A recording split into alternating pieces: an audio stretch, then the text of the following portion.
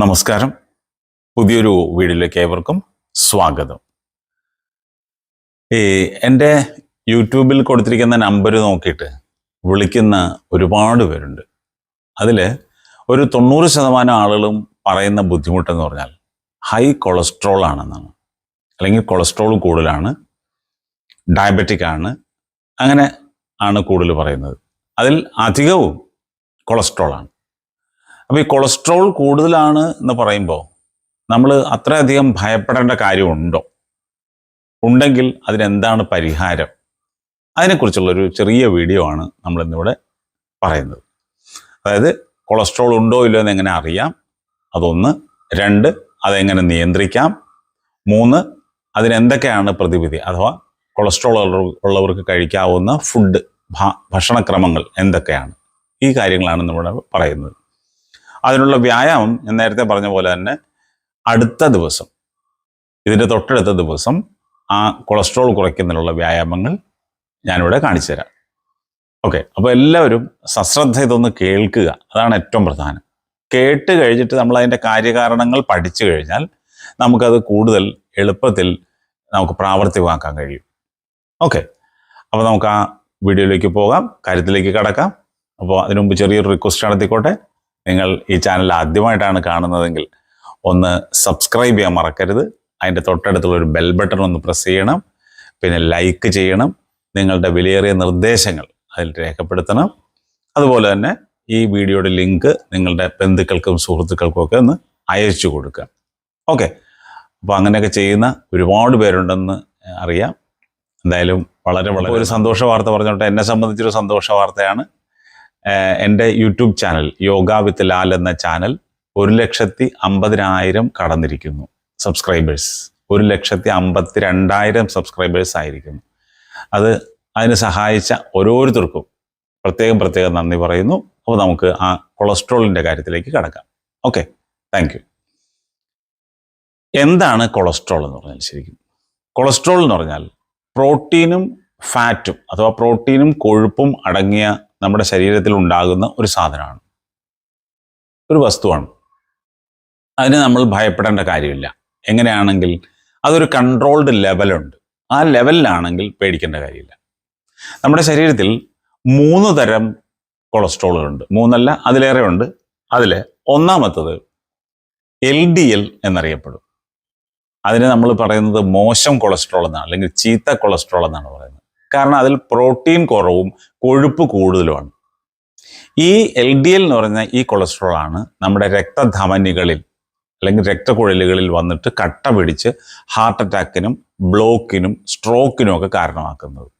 അപ്പോൾ LDLനെ നമുക്ക് അങ്ങോട്ട് മാറ്റി നിർത്താം.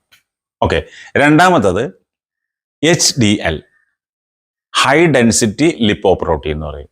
അത് നല്ല കൊളസ്ട്രോളാണ്. അതായത് കൂടുതൽ പ്രോട്ടീനും കുറച്ച് കൊഴുപ്പും ഉള്ളതാണ്. ഇത് നമുക്ക് ആവശ്യമാണ്, ശരീരത്തിലെ കോശങ്ങളുടെ പ്രവർത്തനത്തിന് ഇത് ആവശ്യമാണ്. അപ്പോൾ 2 മൂന്നാമത്തത് VLDL എന്ന് പറയും.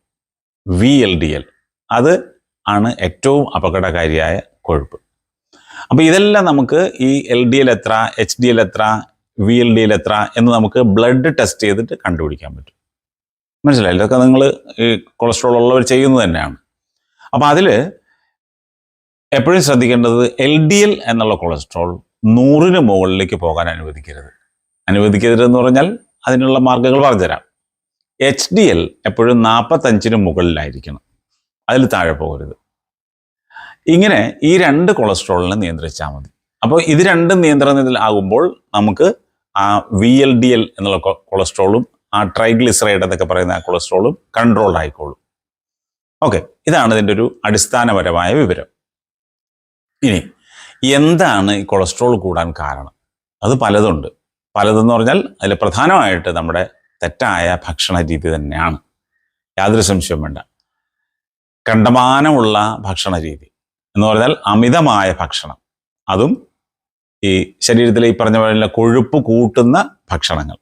കൊഴുപ്പ് കൂട്ടുന്ന ഭക്ഷണങ്ങൾ ഏതൊക്കെയാണെന്ന് നിങ്ങൾക്ക് എല്ലാവർക്കും അറിയാവുന്നതാണ്. ഞാൻ അതിനെക്കുറിച്ച് പറഞ്ഞൊരു വിവാദം ഉണ്ടാക്കുന്നില്ല, എങ്കിലും പറയാണ്. ഇറച്ചി പോലുള്ള സാധനങ്ങൾ,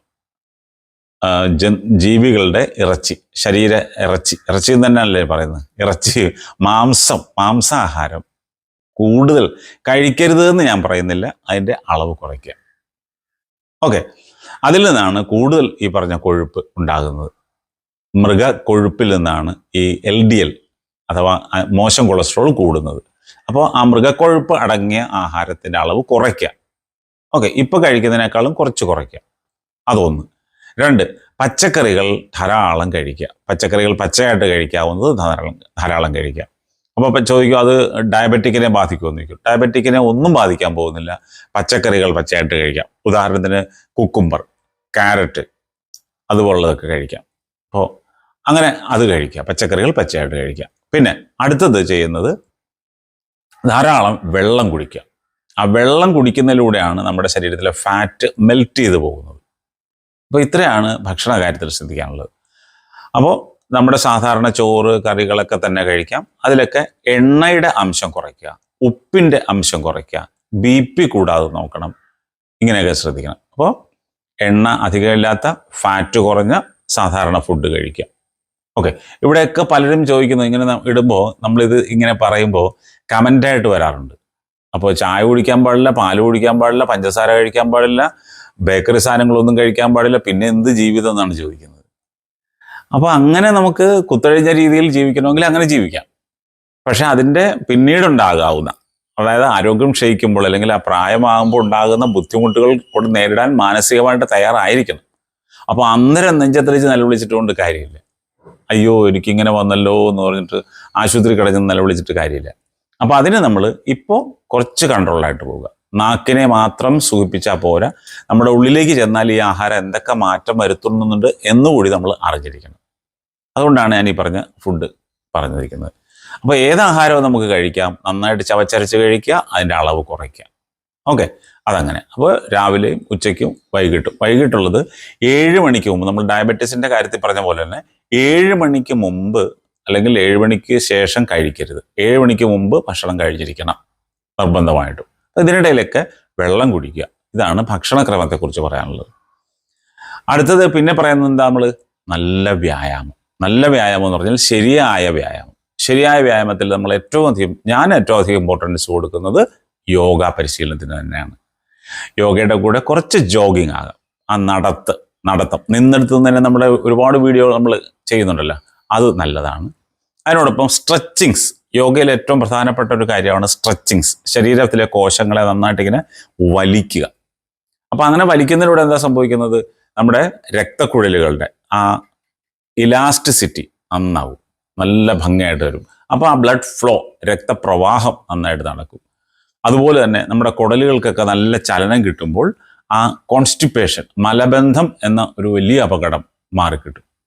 ആ മലബന്ധമൊക്കെ വളരെ പ്രശ്നം ഉണ്ടാക്കുന്നതാണ്. അപ്പോൾ മലബന്ധം ഉണ്ടാകാതിരിക്കാനുള്ള ഭക്ഷണങ്ങൾ കഴിക്കുക. അതായത് നേരത്തെ പറഞ്ഞ നാരുകളടങ്ങിയ ഭക്ഷണം, നാരുകൾ എന്ന് പറഞ്ഞാൽ ഫൈബർ അടങ്ങിയ ഭക്ഷണങ്ങൾ, അത് കഴിക്കുക. ആൾക്ക് ഏറ്റവും നല്ലത് പച്ചക്കറി തന്നെയാണ്.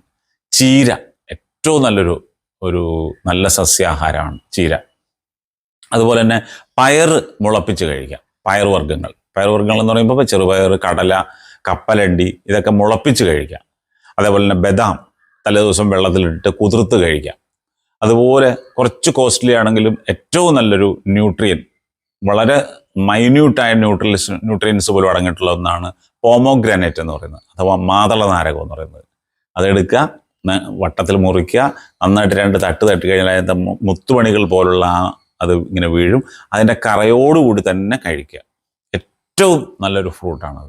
കുറച്ച് വില കൂടുതലാണെങ്കിലും നമ്മൾ സാധാരണ കിട്ടുന്ന പഴങ്ങളെക്കാൾ കുറച്ച് വില കൂടുതലാണ്, സമ്മതിക്കുന്നു. പക്ഷെ അത് കഴിക്കണം, അതൊരു നിർബന്ധമാണ്.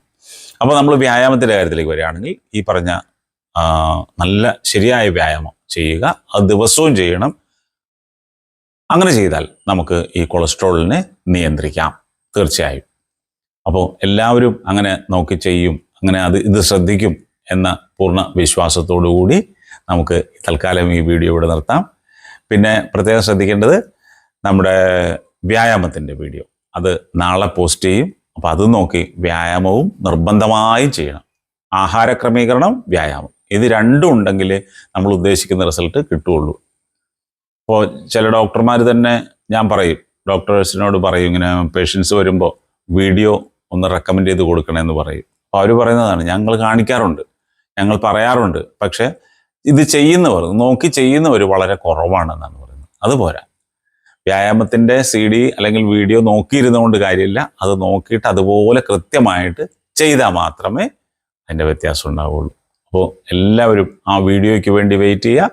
ഞാൻ ഈ പറഞ്ഞ ഭക്ഷണ ക്രമീകരണം നടത്തുക, നല്ല സന്തോഷമായിട്ടിരിക്കുക, മനസ്സിന് പിരിമുറുക്കം കൊടുക്കാതിരിക്കുക, ടെൻഷൻ, ആങ്സൈറ്റി, സ്ട്രെസ് ഇതൊക്കെ കുറയ്ക്കുക. അതിന് കുറയ്ക്കണമെന്നുണ്ടെങ്കിൽ എന്താ, നമ്മുടെ പ്രശ്നങ്ങൾ എന്താണെന്ന് തിരിച്ചറിഞ്ഞിട്ട് അതിനെ ലഘൂകരിക്കാനുള്ള കാര്യങ്ങൾ സ്വീകരിക്കുക, അത്രേ ഉള്ളൂ. അങ്ങനെ നമുക്ക് അതുമൊക്കെ ആ വീഡിയോയിൽ ഞാൻ കാണിക്കാം. എങ്ങനെ നമുക്ക് മനസ്സിൻ്റെ സ്ട്രെസ്, സ്ട്രെയിൻ, ആങ്സൈറ്റി ഒക്കെ എങ്ങനെ കുറയ്ക്കാം എന്നുള്ളതിനൊക്കെ അതിനെക്കുറിച്ചൊക്കെ വിശദമായിട്ട് പറഞ്ഞു തരാം. അപ്പോൾ അതെല്ലാം നോക്കി അതുപോലെ ചെയ്യുക. ഓക്കെ, അപ്പോൾ എല്ലാവർക്കും ഒരു ശുഭദിനം നേരുന്നു. എല്ലാവരും സന്തോഷമായിട്ടിരിക്കുക. നമുക്ക് മറ്റൊരു വീഡിയോയുമായി അടുത്ത ദിവസം വീണ്ടും കാണാം. അതുവരെ ലോകാ സമസ്ത സുഖിനോ ഭവന്തു. ഓം ശാന്തി ശാന്തി ശാന്തി.